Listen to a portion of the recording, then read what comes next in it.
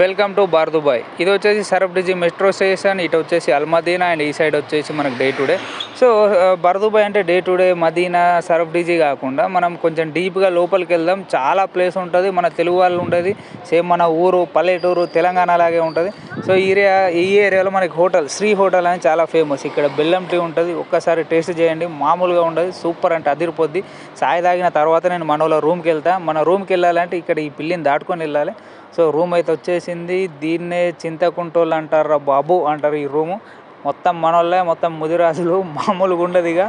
So ఇక్కడ ఉండే ప్రజలు మనుషులు చాలా కల్మషం లేని మనుషులు, ప్రేమగా ఎంత బాగుంటారంటే నేను ఇక్కడికి వస్తే తల్లిగారి ఇంటికి వచ్చిన ఫీలింగ్ ఉంటుంది అన్నట్టు. అందరు కలిసి బాగుంటారు. కంపెనీ అవన్నీ మర్చిపోతాం. బార్ దుబాయ్ లైఫ్ అనేది కంప్లీట్గా డిఫరెంట్ లైఫ్.